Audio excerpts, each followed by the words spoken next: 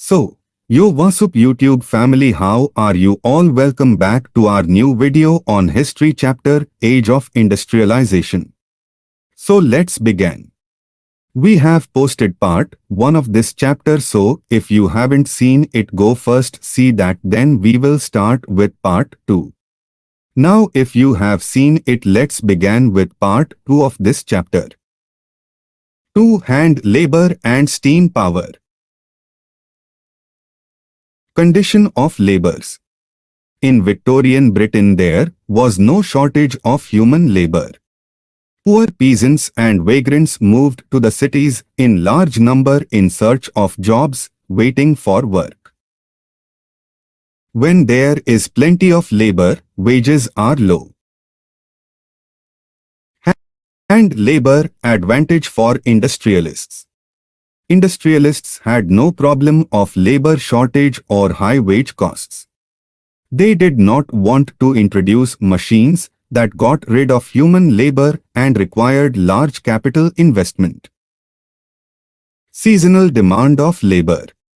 In industries where production fluctuated with the season, industrialists usually preferred hand labor, employing workers for the season.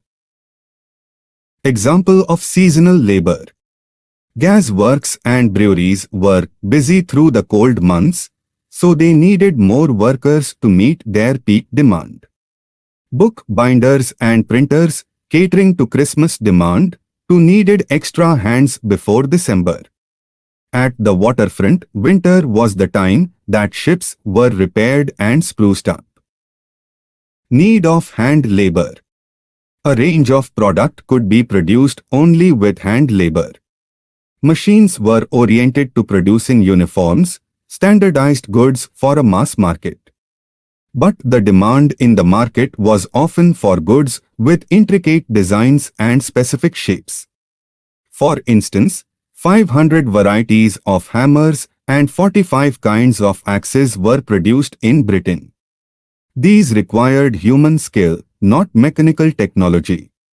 In Victorian Britain, the upper classes, the aristocrats and the bourgeoisie preferred things produced by hand. B. Handmade product came to symbolize refinement and class. C. They were better finished, individually produced, and carefully designed. D. Machine-made goods were for export to the colonies. Countries with labor shortage. Industrialists were keen on using mechanical power so that the need for human labor can be minimized. This was the case in 19th century America. 3. Life of the workers. The abundance of labor in the market affected the lives of workers. Hundreds tramped to the cities. Possibility of getting job depended upon existing network of friendship. 2. Kin relations. Problems faced by workers for getting a job. Not everyone had social connections. Too many job seekers had to wait weeks, spending nights under bridges or in night shelters. 3. Some stayed in night refuges that were set up by private individuals. 4. Others went to the casual wards maintained by the poor law authorities. Seasonality of work meant prolonged periods without work. After busy season was over, the poor were on the streets again. Some returned to the countryside after the winter, when the demand for labor in the rural areas opened up.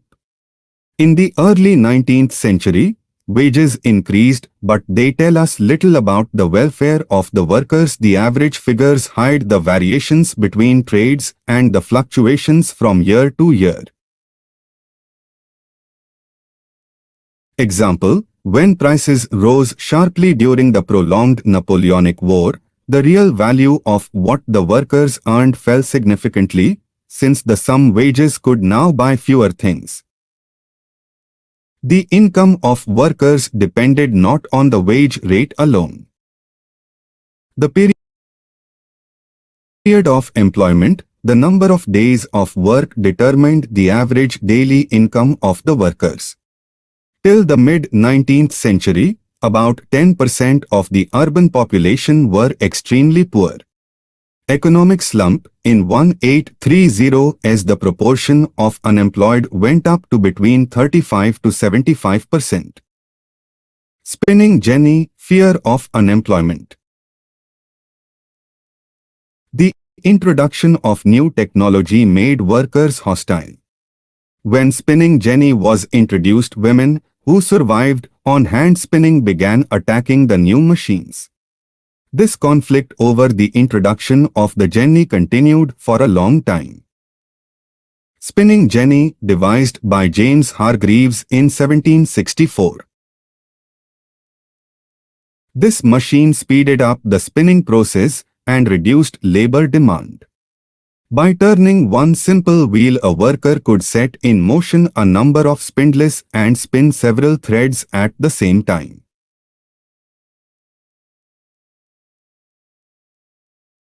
Employment opportunities after 1840s. Building activity intensified in the cities, opening up greater opportunities of employment. Roads were widened, new railway stations came up, railway lines were extended, tunnel dug, drainage and sewer laid, rivers embanked. Employment in transport industry. The number of workers employed in doubled in the 1840s and doubled again in the subsequent 30 years. 4. Industrialization in the colonies. Before the age of machine industries, silk and cotton goods from India dominated the international market in textiles. Coarser cottons were produced in many countries, but the finer varieties often came from India. Links of the textile trade from India to other parts of world. Armenian and Persian merchants took the goods from Punjab to Afghanistan, Eastern Persia and Central Asia. Bales of fine textile were carried on camel-back via the northwest frontier, through mountain passes and across deserts. A vibrant sea trade operated through the main pre-colonial ports. Surat on the Gujarat coast connected India to the Gulf and Red Sea ports. Masulipatam on the Coromandel coast and Hooghly in Bengal had trade links with Southeast Asian port. Role of merchants. A variety of Indian merchants and bankers were involved in this network of export trade, financing production, carrying goods and supplying exporters. Supply merchants linked the port towns to the inland regions, gave advances to weavers, procured the woven cloth from weaving villages and carried the supply to then ports. At the port, the big shippers and export merchants had brokers who negotiated the price and brought goods from the supply merchants operating inland. 1750s, breaking down of trade networks controlled by Indian merchants. European companies gradually gained power by securing a variety of concessions from local court and monopoly rights to trade. Consequences. Decline of the old ports of Surat and Hooghly through which local merchants had operated. Exports fell dramatically. Local bankers went bankrupt. In the last years of the 17th century, the grosswell of trade that passed through Surat had been 16 rupees million. By the 1740s, it had slumped to 3 million rupees. While Surat and Hooghly decayed, Bombay and Calcutta grew. This shift from the old ports to the new ones was an indicator of the growth of colonial power. Trade through the new ports come to be controlled by European companies and was carried in European ships. Outcome. While many of the old trading houses collapsed had to now operate within a network shaped by European trading companies. So, this was it from this video. This was the part 2 of the chapter Age of Industrialization. Hope you liked it. If yes, then give it a thumbs up, and for the part 3 of the same chapter, subscribe to our channel Studying Geek. Thank you for watching. Bye bye.